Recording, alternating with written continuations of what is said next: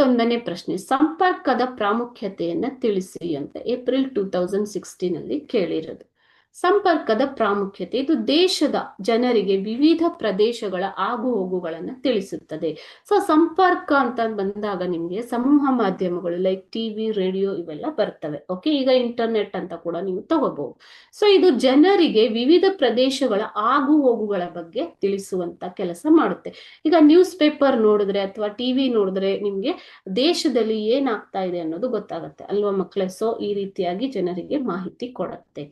ಎರಡನೇದಾಗಿ ಸರ್ಕಾರದ ನೀತಿ ನಿಯಮಗಳನ್ನ ತಿಳಿಸಿ ತಿಳುವಳಿಕೆಯನ್ನು ಮೂಡಿಸಲು ಈ ಸಂಪರ್ಕ ಸಾಧನಗಳನ್ನ ಉಪಯೋಗಿಸಿಕೊಳ್ಳಬಹುದು.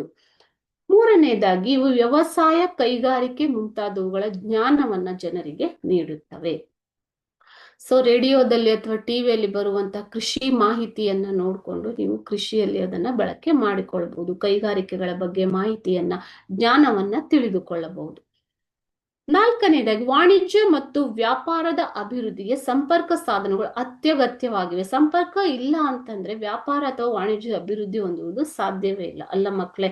ಸೊ ಈ ರೀತಿಯಾಗಿ ಇವು ಅಭಿವೃದ್ಧಿಗೆ ಪೂರಕವಾಗಿವೆ ಅಥವಾ ಮೂಲ ಅಗತ್ಯವಾಗಿವೆ. ಲಾಸ್ಟ್ ಒನ್, ದೇಶದ ಏಕತೆ, ಓಕೆ, ಯುನಿಟಿ, ಒಗ್ಗಟ್ಟು, ಸೊವೆರಿನಿಟಿ ಮತ್ತು ಸ್ಥಿರತೆಯನ್ನು ಕಾಪಾಡಿಕೊಳ್ಳಲು ಈ ಒಂದು ಸಮೂಹ ಮಾಧ್ಯಮಗಳು ಅನುಕೂಲವಾಗಿರುತ್ತವೆ. ಸೊ ಸಮೂಹ ಮಾಧ್ಯಮಗಳ ಜವಾಬ್ದಾರಿ ಏನು ಅಂತಂದ್ರೆ ದೇಶದ ಏಕತೆ, ಒಗ್ಗಟ್ಟು ಹಾಗೂ ಸ್ಥಿರತೆಯನ್ನ ಕಾಪಾಡುವುದು. ಓಕೆನಾ. ಸೊ ಇವೆಲ್ಲ ಏನು ಸಂಪರ್ಕದ ಪ್ರಾಮುಖ್ಯತೆಗಳು.